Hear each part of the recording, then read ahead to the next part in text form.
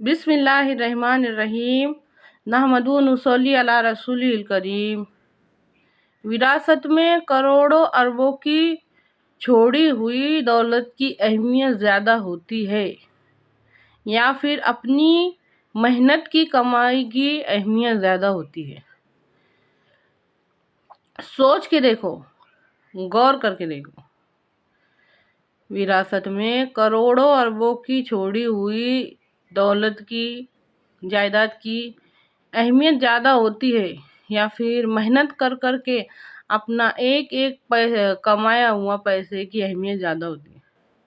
یقیناً آپ سب کا جواب ہوگا کہ محنت کر کر کے ایک ایک پیسہ جمانے والی کمائی کی اہمیت زیادہ ہوتی ہے۔ ہمارے ایمان کی مثال وراثت میں باپ دادا کی چھوڑ کے جانے والی دولت کے جیسا ہے، جس کو فضول میں اس کی کوئی ویلیو ہمارے نزدیک ہے نہیں۔ اڑانا اپنا فرض سمجھتے، اس کو کیسا ختم کریں گے؟ آج ہمارے ایمان کی مثال ویسی ہے، غور کر کے دیکھو۔ ہمارے ایمان میں اور صحابہ رضی اللہ عنہ کے ایمان میں زمین آسمان کا فرق ہے۔ ہم کو ایمان ملا وراثت میں، کیونکہ ماں باپ مسلمان تھے، ہم بھی ہو گئے مسلمان کلمہ پڑھ کے۔ ہم کو اس کی ویلیو، اس کی قدر، اس کی اہمیت بالکل بھی نہیں ہے۔ اللہ کے واسطے غور کرو۔ صحابہ رضی اللہ عنہ یقین قلبی تھا ان کے دل میں، تصدیق بالقلب والے ایمان۔ اس کے واسطے میں بار بار کہتی کہ سیرت النبی صلی اللہ علیہ وسلم پڑھو تو سمجھ میں آئے گا کہ تصدیق بالقلب والے ایمان کس کو بولتے۔ کفر کے اور شرک کے نقصانات انہوں نے اپنی آنکھوں سے دیکھے تھے کہ کفر کا اور شرک کا کیا نقصان ہے، بے حیائی کا، ظلم کا، یہ سب دور انہوں نے ان کی آنکھوں سے دیکھے تھے۔ زمانے جاہلیت بہت قریب ہو کے یا تو گزر چکا تھا یا تو کچھ لوگ زمانے جاہلیت میں تھے۔ اچھی طرح سے سمجھے اس بات کو۔ تو ایمان کی اہمیت ان کے دل میں تھی۔ آج نہ ہم کو ایمان کی اہمیت ہے، نہ اسلام کی اہمیت ہے، نہ نبی کریم صلی اللہ علیہ وسلم سے ہمارے تعلقات کی بنیادیں کیا ہے وہ سمجھتا۔ ہمارے نزدیک کسی بھی بات کی کوئی بھی ویلیو نہیں ہے۔ اللہ کے واسطے بات کو سمجھو۔ جس طرح سجے سجائے دسترخوان کے اوپر ہر چیز ہم کو تیار ملتی، تو وہ جس کو تیار ملتی اس کو زیادہ اہمیت نہیں رہتی۔ جو خود اپنے ہاتھوں سے محنت سے ایک ایک چھوٹا بڑا کام کر کے بناتے، ان کو سمجھ میں آتا کہ یہ دستر سجا کیسا، اس کے اوپر پکوان آئے کیسا۔ اللہ کے واسطے بات کو سمجھے۔ ہمارے ایمان کی مثال وراثت میں چھوڑی ہوئی اس دولت کے جیسے جس کی کوئی ویلیو نہیں ہے۔